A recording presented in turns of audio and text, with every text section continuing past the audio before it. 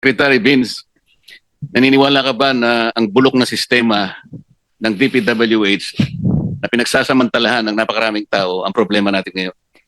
Tama po kayo. Naniniwala po ako.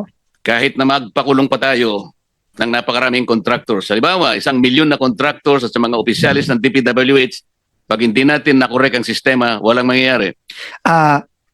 Partially agree po, Mr. Chairman, pero tingin ko importante din po na maipakita natin na may mananagot dahil po tingin ko ang isa sa pinakamatibay na deterrent sa nakikita nating nangyari ngayon is matakot po na may consequence po ang mga krimen na ginawa. Kasi po kung wala pong consequence, makikita po natin na ulit-ulit to. Pero tama po kayo, kaakibat po nito, kailangan po ayusin din po ang sistema para hindi na po maulit ito. Pero kung ang mga nahuhuli mo, na ipapakulong mo, mga butete at saka mga sapsap, wala ring mangyayari, tama? Tama po. Kailangan Tama po. malalaking isda ang mahuli natin. Tama po, Mr. Chairman. Alam po ba ninyo kung ibig sabihin ng PCMO? Opo, ito po ang project monitoring system na dapat gumagana sa loob ng Department of Public Works and Highways. Alam po niyo yung MYPS? Ano yung MITS? Hindi ko alam. Ito po yung, ngayon ko lang po na-encounter, pasensya na po, Mr. Chairman, pero sinabi po ng, Multi-year Year project programming. scheduling. yes, ito po yung si schedule at pagpaplano ng mga iba't ibang proyekto over a longer period po. Alam po niyo yung Survey 123. Ano yun? Hindi ko alam.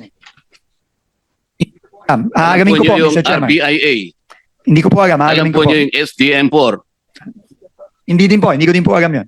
Ang problema po kasi ito yung mga sistemang ginagamit ng mga kawatan sa inyong departamento. Sabi ko nga, kung puro sapsap at mga butete lang ang pakukulong ninyo, walang mangyayari. Agree po ako, pero sana po kung makulong po natin itong mga sapsap, sana po magaman din po natin kung Hindi sino po yung yun mga ang nasa layunin taas. ng kumiting ito. Hindi sapsap, hindi butete ang aming hinahanap. Agree po. Yung malalaking isda para matigil po ang mga kawatan.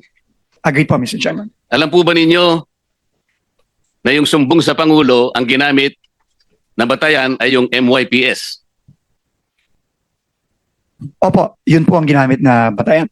Yung po ang ginamit na batayan, kaya mali po lahat. Pati po ang committee ito ay na-mislead. Alam po nyo kung bakit? Po, Mr. Chairman.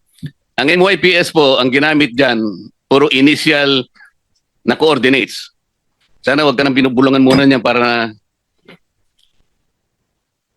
Ako po bilang personal kong pangtulong sa committee ito, ako lamang po nakakita na ng halos 14 na discrepancy sa mga coordinates na ibinigay sa sumbong sa Pangulo.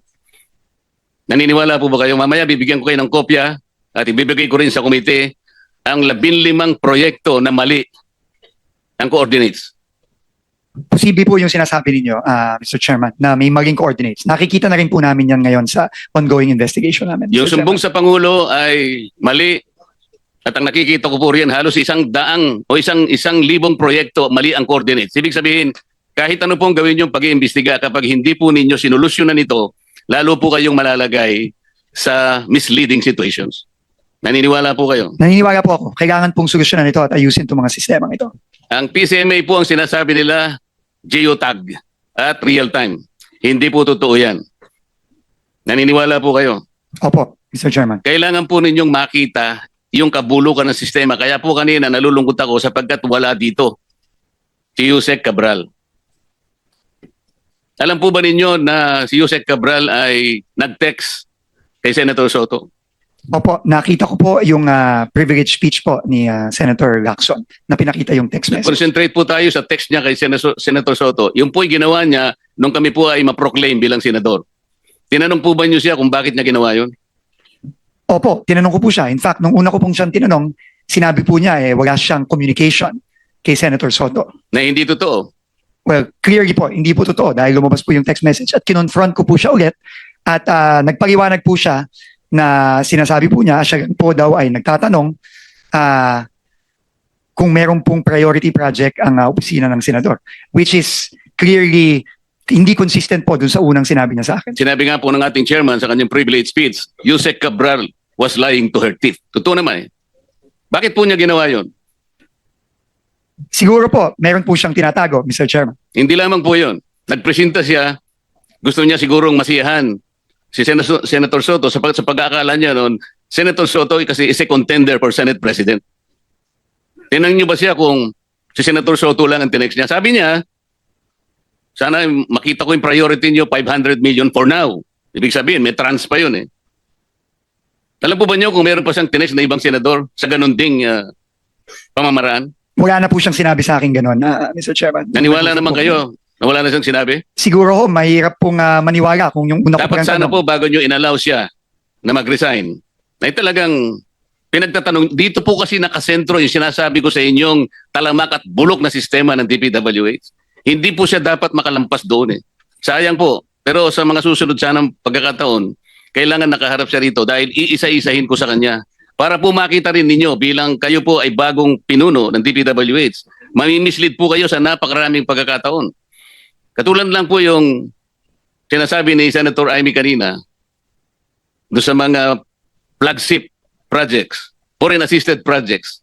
Deliberately po niyang binabawasan yun eh. Nilalagay pa niyo sa convergence. Alam po ba niyo yung mga convergence projects ng DPWH? Opo, Mr. Chairman. Ano-ano po yun?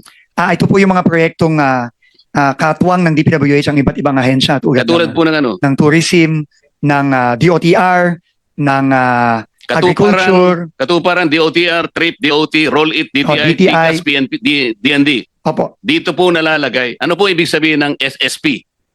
Hindi pa ho ako familiar sa SSP. Di rin kayo Chairman. familiar sa CSSP, Hindi din po. STO. Hindi po. Yun nga po eh. Kailangan, hindi ko po alam ko naman fast learner kayo, pero kailangan magmadali tayo. Napakarami po nitong sistemang ito, dito po sila nagkakanlong. Hanggat hindi po ito yung binusisi natin, at ang gusto po natin, ipahuli natin ng lahat ng contractors, ipakulong po natin lahat ng 15 contractors, hindi po natin maayos ito. Hanggat Senator hindi Marcoleta, naayos ang kindly sistema. wrap up because you have 5 seconds left. Salamat po, Mr. Chair. Yeah. Gusto ko po kayong tulungan, no, as an aside, no, sa inyong tanong kanina na gusto niyo malaman kung sino-sino pa yung napadala na o na-operan. Gusto ko pang ilagay sa record, ako po, 18 taong naging senador, never po ako na-operan na magsingit sa National Expenditure Program. Taas na po ako dyan, nasasabihin ko, wala po ako natatanggap na offer. Ewan ko kung bakit. Ako rin po, bakit hindi po ako nagte-text na gano'n? Nagtataka rin po ako eh.